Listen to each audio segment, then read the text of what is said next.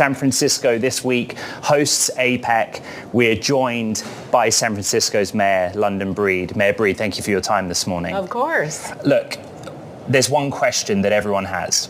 Why has it taken the visit of US President Biden, China's President Xi, leaders from around the world for action on all of the problems that this city has been talking about for 4 years now? Well, just to be clear, we have been working on this now for a few years. This is not an issue that we've been sitting around waiting to solve. It's been something that San Francisco continues to work on. And since I've been mayor, since 2018, we've helped over 10,000 people exit homelessness. And we've never even had 10,000 people on our streets. We've seen a reduction when other Bay Area cities saw an increase. And so this is a problem that we continuously worked on. This year, fortunately, we've gotten additional resources from the state and the federal government that has really made a tremendous difference around the challenges that we're dealing with. A question from our audience that was submitted when they heard you were coming on the program is, were people moved temporarily because of the events of this week from specific blocks and neighborhoods to others, or was this a permanent action that was taken for what we see on the streets outside? Well, it was an effort that took place. As you know, we had a court case where it limited our ability to move people off the streets.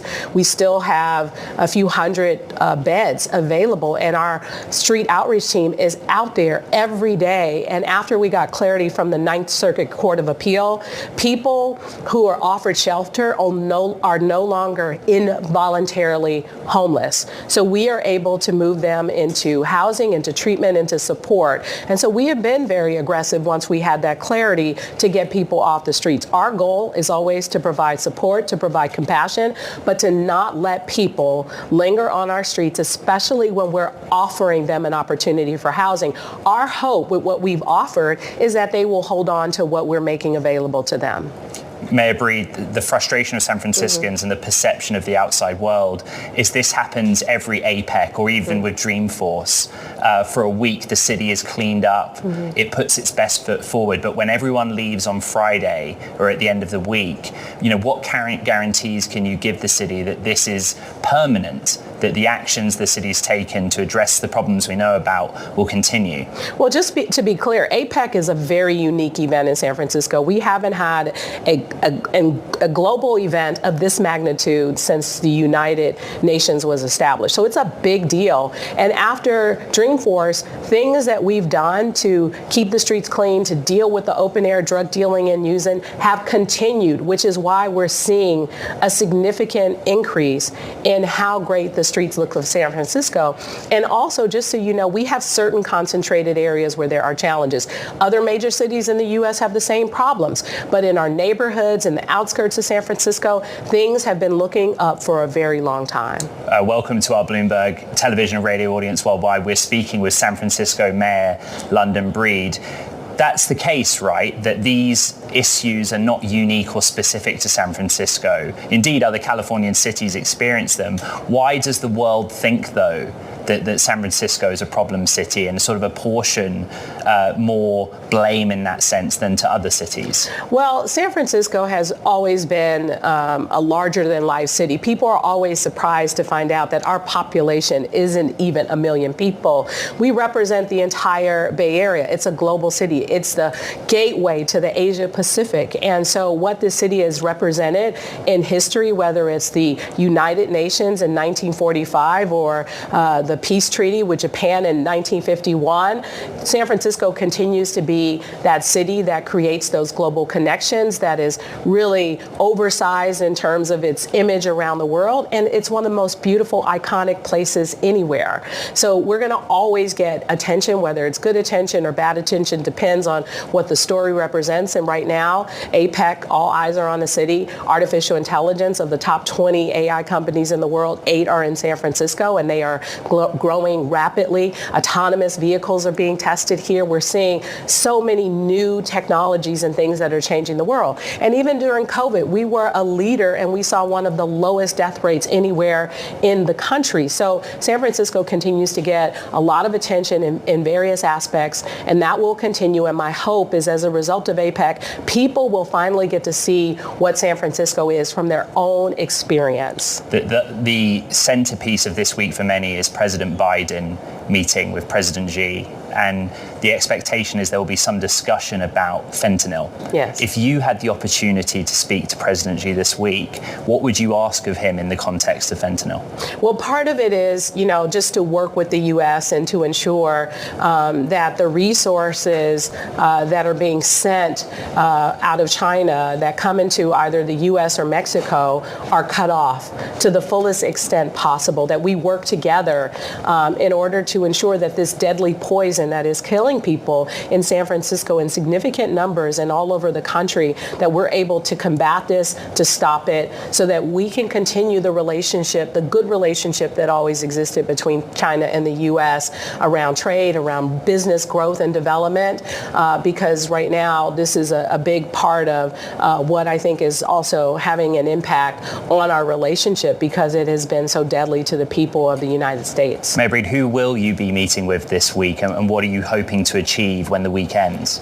Well, I'm hoping to meet with a number of the leaders who are coming to San Francisco from the various economies. I'll be saying hi. There'll be very brief hellos and meetings and just welcomes to San Francisco, and hopefully an opportunity, not just to talk about the challenges, but to talk about the business opportunities and how San Francisco can be an important part of the economies of these various countries, because many of the growth and development around AI and new technologies are being developed right here. Going into this week, Mayor Breed, you'd announced jointly with Mark Benioff that Dreamforce will return next year.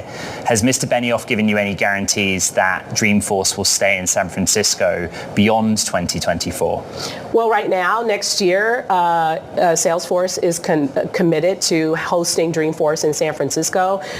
Mark is a San Franciscan. He loves this city, and we'll continue to work very closely with him to ensure next year's success, as well as hopefully future Dreamforce success in San Francisco. AI, it's clearly top of mind for everyone, not just this week, but throughout 2023 here in this city. We've talked about all of the square foot of office space that has been filled by AI.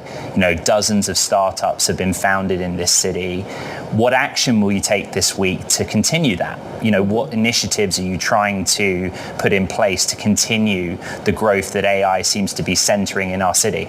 Well, part of it is San Francisco has never had to work hard for business, for tourism and conventions. And what that means is, we need to change a lot of our codes and things that limit people's ability to do business in San Francisco. We were always, you can only be a bank in the financial district, or you can only have a retail establishment here. And many of the policies that I've already proposed allow for diversifying places like the building we are in now today, so that it's used for more than just office space. It could be used for lab space. We have a 3.4 vacancy rate for lab space. Yes. And so we could use a building like this for that purpose. It should be able to easily convert it. But is your office, Mayor Breed, directly involved in those conversations, kind of bringing private sector to opportunities that you're aware of in our city? We definitely are. IKEA is a perfect example of a space that sat empty that wouldn't have been possible had we not bridged that gap to make it possible for IKEA to go into that space.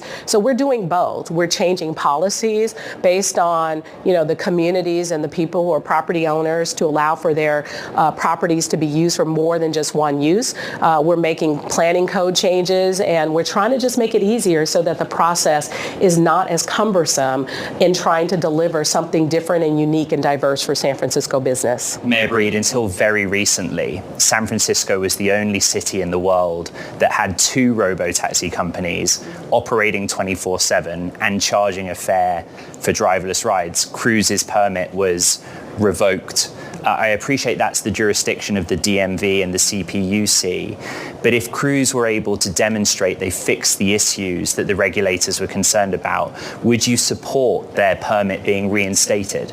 Well, we actually have 3, including Zooks, which is a lot smaller, I know, and Waymo. They're not charging fares to the public. Yes, and so our hope is that, this is really about safety and security and transparency. And my hope is that Cruise can get things in order to be back on the streets of San Francisco, but they really are going to need to build the trust of the people here in the city. And I know that we don't directly make the decision, but we're still here to work with this technology because we are excited that autonomous vehicles are in San Francisco, are testing in San Francisco, are able to be a new transportation network as a part of San Francisco, but we have to ensure that it's a safe network of transportation as well. San Francisco Mayor London Breed, a big week for APEC 2023. Thank you so much Thank you for your time.